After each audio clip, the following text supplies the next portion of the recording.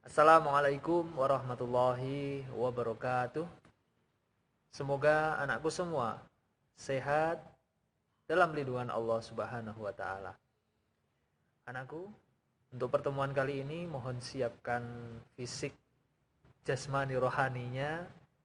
Jangan lupa fokus.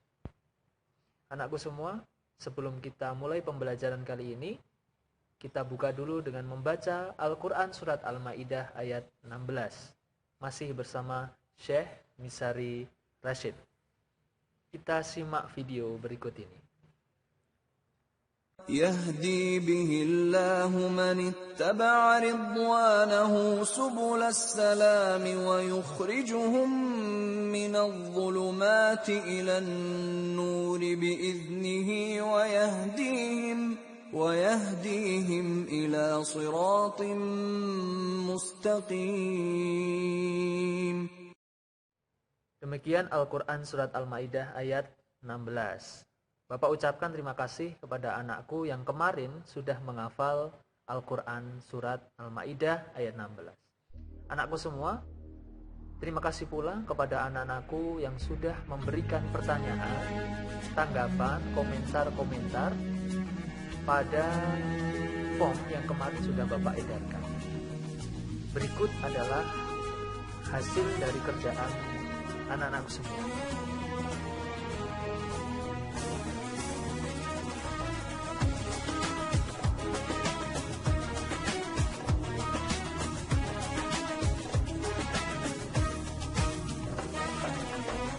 Here on this special day, our hearts are full of pleasure.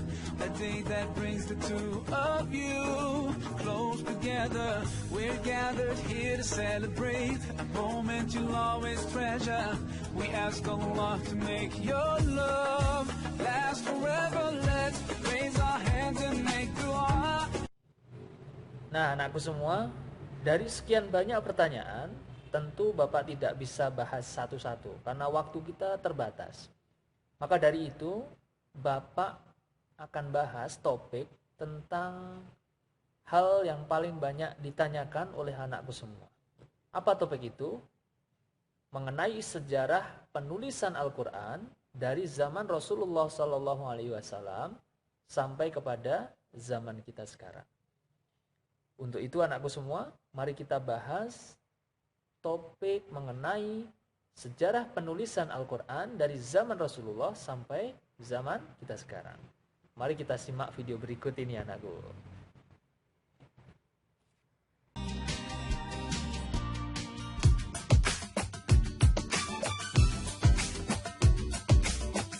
Pada masa Rasulullah Muhammad SAW, Al-Quran belum ditulis menjadi satu mushaf seperti yang kita lihat saat ini. Ayat-ayat Al-Quran di masa itu lebih banyak dihafalkan. Kalaupun ada sahabat yang menulis, mereka masih menulis secara terpisah-pisah, belum disatukan menjadi satu mushaf utuh. Media tulisnya pun berbeda-beda. Ada yang menulis di atas pelepah kurma, di kulit kayu, atau tulang-tulang onta. Sederhana banget ya sahabat Al-Quran.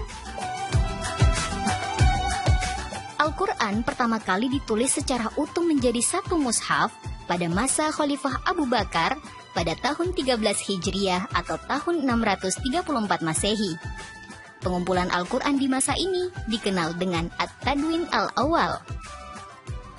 Pada masa kepemimpinan Sayyidina Utsman, Al-Quran kembali dikumpulkan.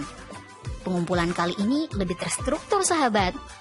Sayyidina Utsman membentuk panitia khusus pengumpulan dan penulisan ulang mushaf Al-Quran.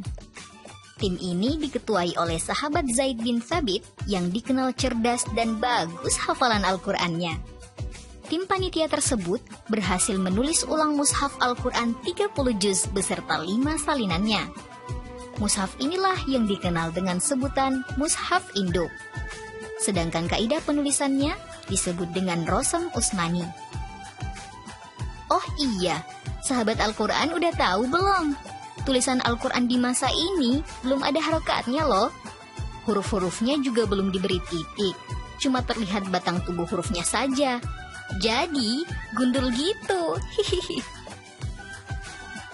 Coba sahabat lihat gambar ini. Seperti ini nih contohnya tulisan Al-Quran Rosam Usmani yang asli. Sahabat Al-Quran bisa baca nggak? Susah kan?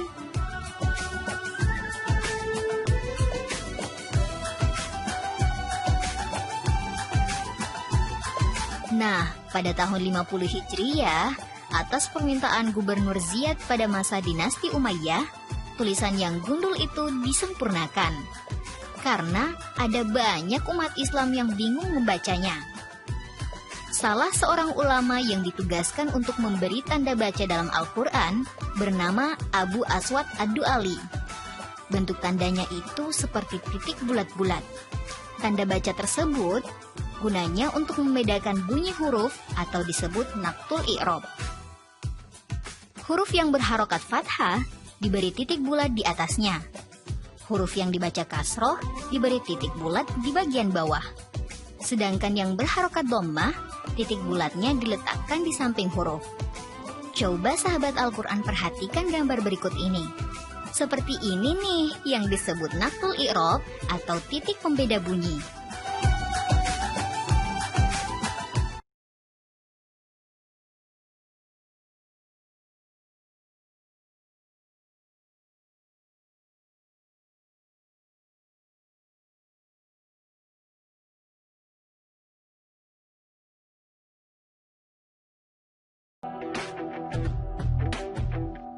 Pada masa-masa berikutnya, salinan penulisan mushaf Al-Quran terus berlangsung dengan mengacu pada hasil ijtihad Abu Aswad.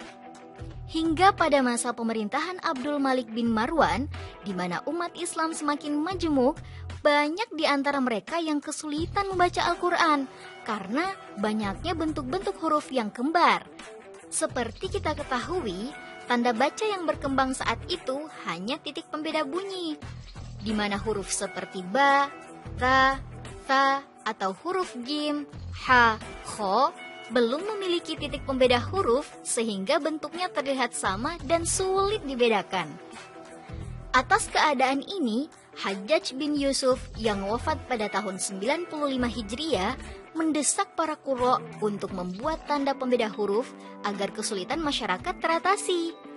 Namun, mereka masih enggan membuat karena khawatir dianggap melakukan bid'ah atau membuat sesuatu yang baru yang menyalahi syariat terhadap kitab suci mereka. Nah, baru pada tahun 80-an Hijriyah, tampillah salah seorang murid Abu Aswad bernama Nasr bin Asim Al-Laythi yang wafat tahun 89 Hijriyah, yang berijtihad mencari jalan keluar sahabat. Nasr bin Asim tidak sendiri loh.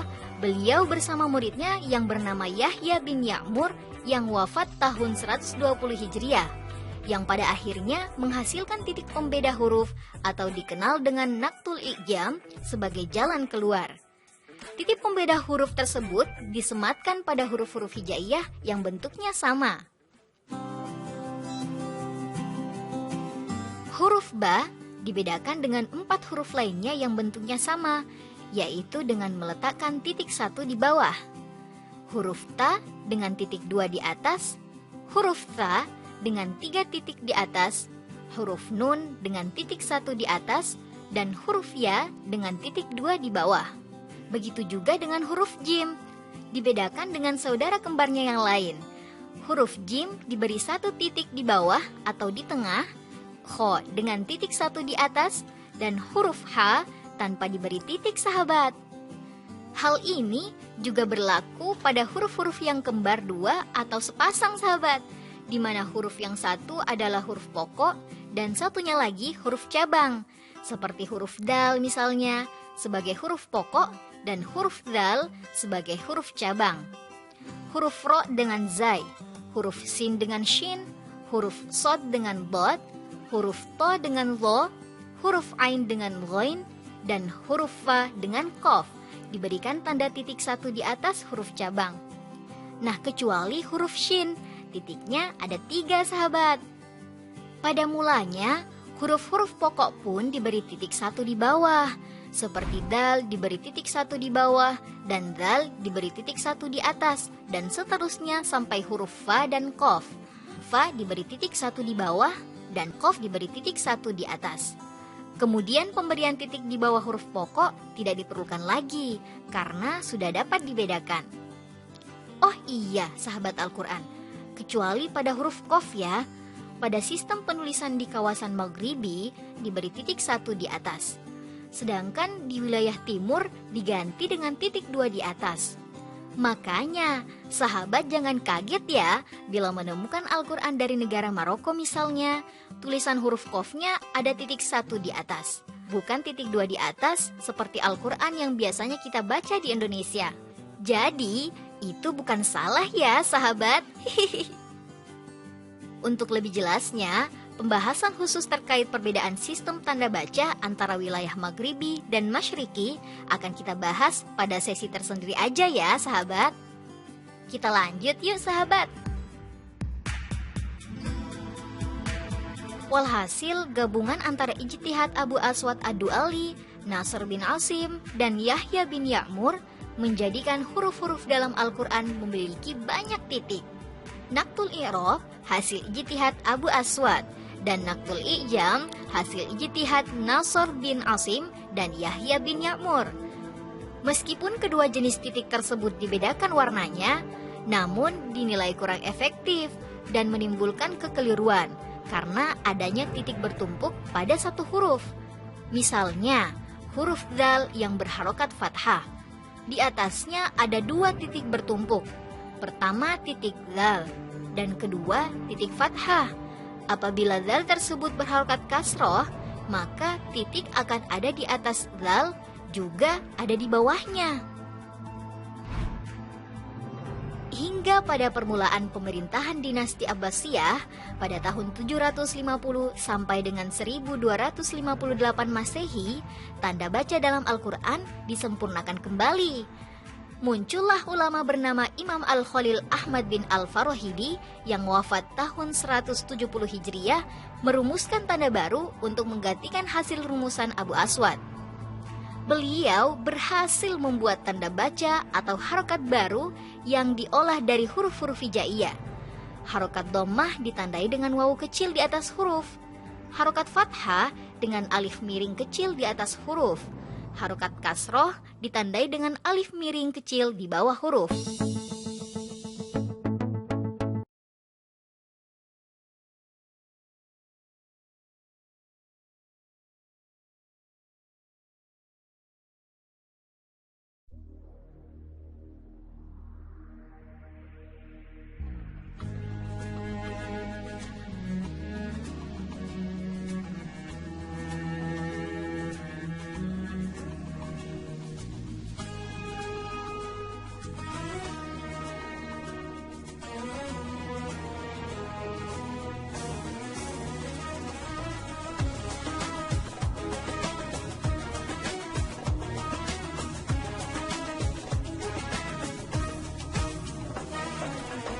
We're here on this special day. Our hearts are full of pleasure.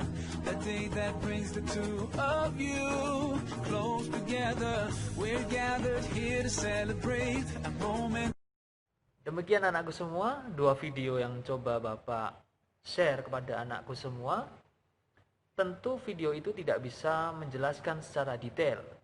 Maka untuk lebih detailnya nanti Bapak akan share melalui Google Form. Kemudian untuk menjawab pertanyaan-pertanyaan yang lain, Bapak akan coba bahas melalui penugasan. Bapak kira cukup? Mohon maaf apabila ada kesalahan, kekurangan dari Pak MH. Terima kasih atas keaktifannya. Salam untuk keluarga. Saya akhiri. Wassalamualaikum warahmatullahi wabarakatuh.